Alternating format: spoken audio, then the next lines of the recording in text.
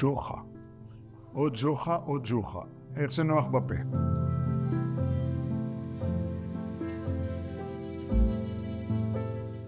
במאי 40, כשהנאצים פלשו להולנד, אבא שלי, הם גרו באמספורט. איתו הסתבך אין נכד. הסבא שלי הלך לעירייה, שילם כסף, הרבה כסף, הוא הוציא את הכרטיסי תושב שלהם, זה היה כרטיסיות כאלה, מיליאר, ועל כל כרטיס היהודי היה כתוב ג'יי גדול. הוא הוציא את הכרטיסים וזייף תעודות. בצורה כזאת הוא לא היה יהודי כאילו. והוא המשיך בעבודה, לסבתא שלי היה מתפרה גדולה, והוא היה לו חנויות שוקולד, ואמא שלי עזרה להם בבית.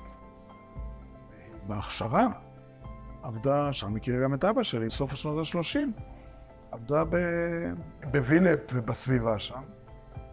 תוך כדי המלחמה היו הרבה יהודים שהסתתרו בחוות מסביב. אמא שלי עם האופניים הייתה עוברת מחווה לחווה לבקר את היהודים המוסתרים שהסתתרו שם, וככה העבירה את המלחמה. אבא שלי עד 42 עבד אצל חקלאי, וכל פעם הצליח איכשהו להסתדר ועבד אצל חקלאים.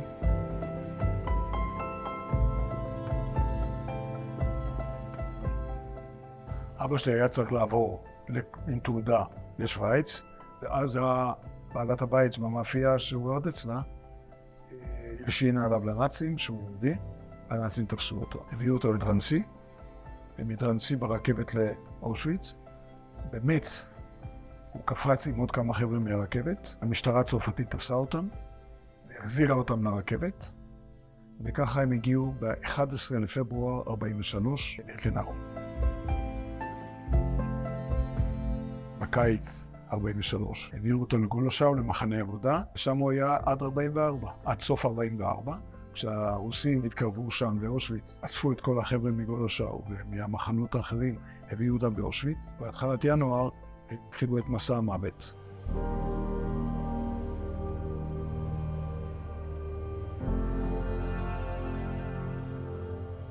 הבן שלי, יאיר, היה במסע לפולין.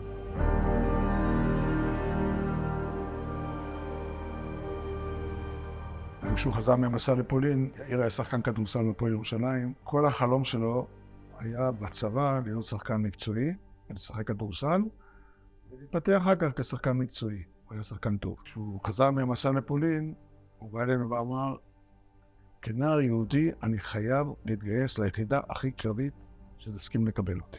בצורה כזאת הוא הגיע לשייטת. השייטת, במהלך השירות בשייטת הוא נפל. תאונת צלילה יחד עם חבר שלו מתן פוליפנדה. אחרי שיאיר נפל, מצאנו מחברת שירים שהוא כתב. לא ידענו שהוא כותב שירים. בעיקר שירי אהבה לצעירה מהכיתה שלו שהוא אהב אותה.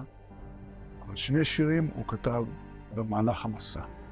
הספיק אפילו להקריא בטקס הסיום שלהם במצעד החיים. אז בעצם התחלתי להיכנס יותר לכל הנושא של השואה. חקרתי יותר, למדתי יותר. אז החלטנו לעשות פרויקט גדול. לאסוף שירים של בני נוער שבהוצאה לפולין. מסתבר שהרבה ילדים כותבים. כל שנה יש לי צוות מלחינים שמחפשים שירים לתמור להלחנה, ויש לנו כבר יותר מ-20 שירים מולחנים שבני נוער, בני הדור השלישי והרביעי, כתבו בעקבות המסע לפולין, ואנחנו חולמים שזה יהיה איזושהי מערכת שירים חדשה שתייצג את יום השואה. הם מסתכלים עלינו מלמעלה, 6 מיליון אחים. הם מסתכלים עלינו מלמעלה, בוכים או צוחקים, ואנחנו כאן למטה, בכלל לא מבינים. אחרי שבוע, אני שאלתי דני דיין, יושב ראש של יד ושם, אם אני יכול לקרוא ליום הזה שואה, להגדיר את זה כשואה שהייתה בעוטף עזה. והוא התחיל לגמגם ושלח לי מאמר של פרופסור שכתבה על היום הזה. בין היתר, השוותה בין מה שקרה בשואה, הוא היה עם שרצה לרצוח את היהודים, להשמיד את כל היהודים, וליהודים לא היה צבא ולא הייתה מדינה, לא היה מי שיגן עליהם. בשביעי לחודש, בעוטף, היה ארגון שרצה להשמיד את היהודים.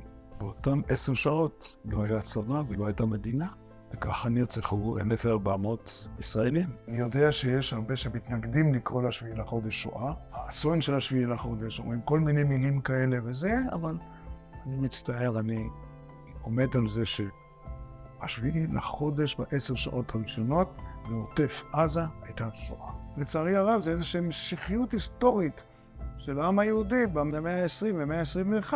אז יש לנו את השואה והתקומה של הסיפור שאני מקשר, את הסיפור של אבא שלי עם הסיפור של יאיר.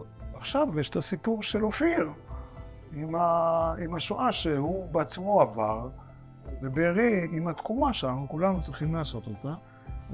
יש לי כבר כמה הרצאות מוכנות על הסיפור שלנו, סיפור משפחת אנגל, מ7 באוקטובר.